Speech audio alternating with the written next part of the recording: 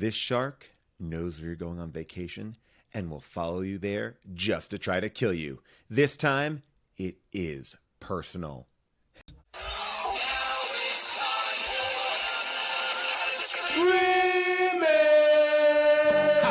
Schwarzenegger grow a baby in his belly, rock a rhinestone vest while ripping Justin to Kelly, or maybe see a burlesque show with Nick Crow and take a boat with speed to hitting cruise control. J-Man, Big Paul in the beautiful June, gonna take you from the goob all the way to the room. Ran the games of Street Fighter, helped to blow off steam, just a sucker punch the odd life of Timothy Green. Sharknado, the birdemic, how we staying alive. They call it in the badass and he's on the line, cranking 88 minutes cause they cool as ice, cause a bad Jim Varney looking kind of nice. Paul and June getting literal, Jason is getting laid.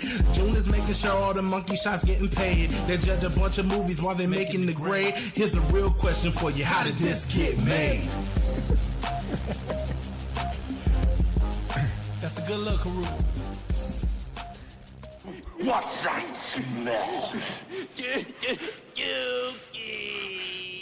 Hey everybody, welcome to another episode of How Did This Get Made's Matinee Monday, a video series looking back at some of the classic episodes of How Did This Get Made that we've taken out of the vault and put back into the live stream once again. Now listen, you can listen to our entire back catalog whenever you want, commercial free. If you sign up for Stitcher Premium, you can do that with the offer code BONKERS. You get a month free, but let's not talk about that right now, because right now we're talking about a damn shark. A shark who has a vendetta. This shark follows the Brody family from Amity to the Bahamas, or Jamaica, wherever. It's in warm water, people. And the crazy thing about this is Lorraine Gray, she was Brody's wife in the first film, amazing performance. She comes back for this shit show, and it is a literal shit show.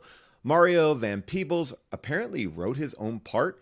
Michael Caine calls it one of his worst professional experiences he's ever had, but it is one of the most insane movies ever. This shark has more personality, and like I said before, it is personal. Take a listen to a clip. Oh, the thing that we're forgetting is as his arm is eaten off, right? Yes.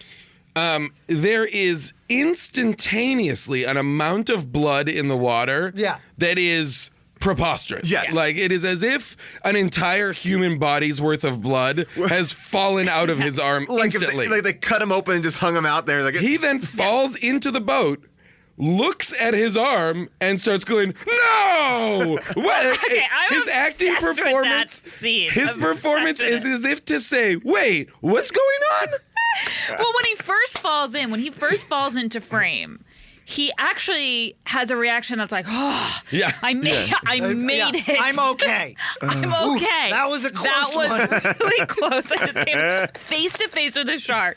Yeah. And he sort of looks to the side and realizes Yes. Like, that his arm is completely gone. He has that shocked Scooby-Doo moment of, And zoinks? by completely gone, you mean pulled out of the Yes. sleeve of his jacket and tucked like- behind yeah, his It arm. looks his like back. a bad Halloween costume. Like, oh, I don't have an arm. It's like Yeah. what your grandparents would be like, oh, I'm missing. Yeah. It looks like his arm is tucked behind his back.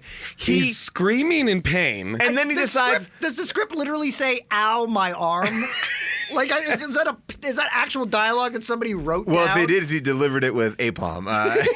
And then he goes, oh, my arm's missing. Let me go stick my head to see what that was. Sticks his head over the boat, and then the shark just eats.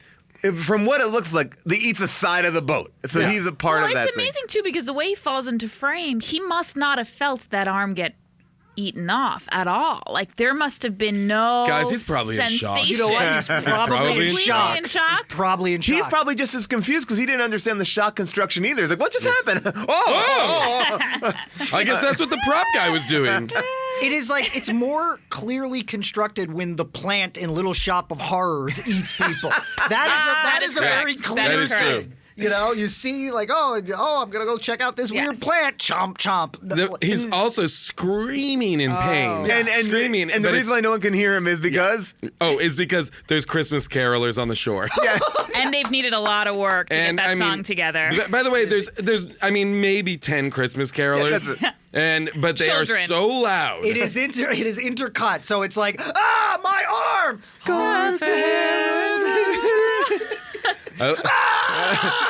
By the way, guys, really good singing. Yeah, we really nailed it. They're all singing different songs. You're welcome, listeners. Which all sets up the most insane premise of all time. Because when the mom finds out that her son was killed by a shark, she goes, it's revenge. Yep. The shark was waiting for him, which makes no sense because they fucking killed the shark. But it gives us the tagline, this time it's personal. But wait a second. Listen to this, though, because this truly blew my mind when it happened. I was like, so wait a minute. Does that mean the shark put the log on the buoy to lure him out? Yes. That's when I was like, this movie is unbelievable. Not only that, but the shark also knew that the Coast Guard was busy that night. Yes. They had a lot of work going on. So I don't know he probably distracted the Coast Guard, and then he put the log in the buoy, and then he's like, this fucker, he's gonna come out here, and guess what? This I'm shark gonna is chomp, smart. chomp on his arm. It's manipulative. It's smart. It's a sociopath. This shark is so smart that, I mean, not to jump ahead. How but smart is it? That when they decide to travel, he finds out about their travel plans and is able to meet them in the Bahamas. Yep. He doesn't even. He goes from Amity, which is kind of like Martha's Vineyard, to the Bahamas quicker than an airplane can get. Oh yeah. Within a day's. But within no a one day's is time. talking about it. Like, this shark is like bugged their house. But back to the house, because again, it's revenge. But no one ever goes to the mom.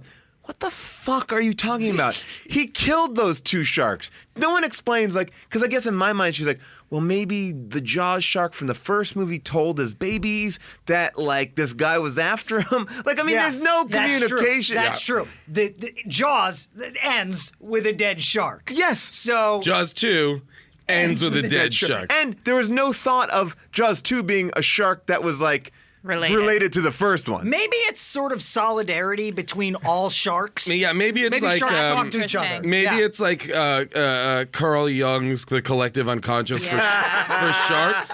So like the Brody family has imprinted on the first Jaws and has now thus become part of the Great White Shark Collective Unconscious, and they know we got to get rid of those fuckers because they're coming for us. So we're to understand, though, that the Brody family, the only way a shark dies in their world is from a Brody family member. And the sharks are so attracted to the Brody family that even when they see other people, like, fuck it, we're going for the Brodies, not anybody else. They're able to distinguish through smell? I guess they can smell their blood. Well, now... I love the resign. I guess they can smell their blood. All right, Jaws 4, The Revenge, a video game that I played a lot on just regular Nintendo, not even Super Nintendo. This movie is bonkers. It's worth a watch. I mean, I also like Jaws 3. I mean, is there a Jaws I don't like? No, I like them all.